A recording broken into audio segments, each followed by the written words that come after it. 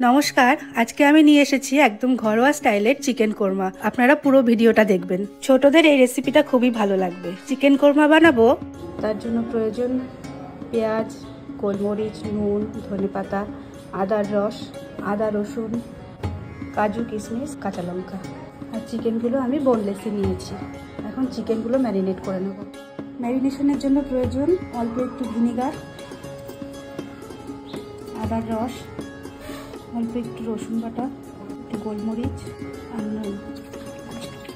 এবার আমি এটা 8 ঘন্টার জন্য রেখে দেবো। ম্যারিনেশনের জন্য আর একটা জিনিস লাগবে, সেটা বলতে ভুলে গেছিলাম, সেটা হচ্ছে টক দই। মাখিয়ে নেব। এবার এটা রেখে দেবো 1 ঘন্টার জন্য। চিকেনটা রান্না করার জন্য নিয়ে নেব একটু সর্ষের তেল, 1 চামচ ঘি। ফোড়নের জন্য নিয়ে নেব শুকনো লঙ্কা, গোটা ধনে, গোটা জিরে, গোটা গরম মশলা আর তেজপাতা। তেল গরম হয়ে গেছে, এর একে একে ফোড়নগুলো দিয়ে দেবো।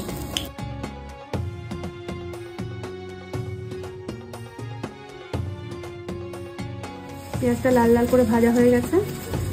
এবার একটুখানি সরিয়ে রাখলাম, নাহলে বেশি পুড়ে যাবে। দিয়ে দেবো একটু চিনি,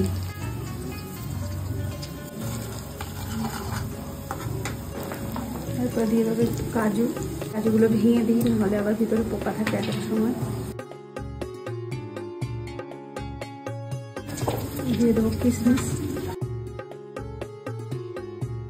তারপর দিয়ে দেবো কাঁচা লঙ্কা আর কেটে রাখা টমেটো।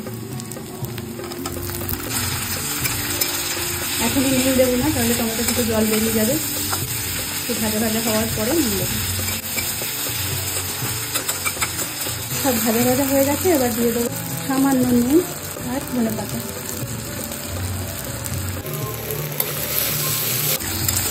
এবার এগুলোকে নামিয়ে নেব। সবগুলো ঠান্ডা হয়ে গেলে মিক্সিতে পেস্ট করে নেব। আবার একটু নিয়ে নেব তেল, খুবই সামান্য। তেলটা গরম হয়ে গেলে এবার দিয়ে দেবো ম্যারিনেট করে রাখা চিকেনটা।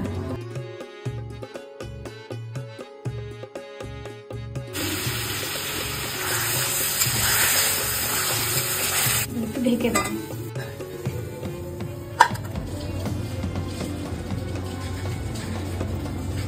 আগে যেহেতু দেওয়া আছে, তাই জন্য খুব অল্প পরিমাণে দেবো।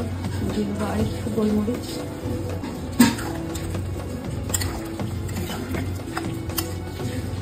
ঢেকে দিলাম।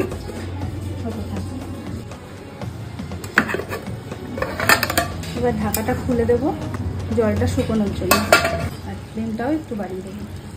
মাংস সেদ্ধ হয়ে গেছে, সেটা প্রায় হয়ে এসেছে। হ্যাঁ, এবার সেদ্ধ হয়ে গেছে। গ্যাসের ফ্লেমটা বাড়িয়ে দিলাম, আর ভেজে রাখা মশলাগুলো পেস্ট করে নিয়েছি দিয়ে দিলাম।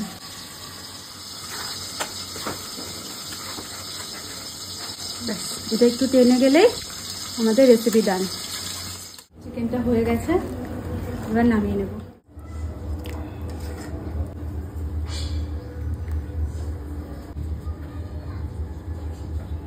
এটা হলো আমার চিকেনের ফাইনাল লুক। কেমন আছে মাম্মাম চিকেনটা? খাওয়া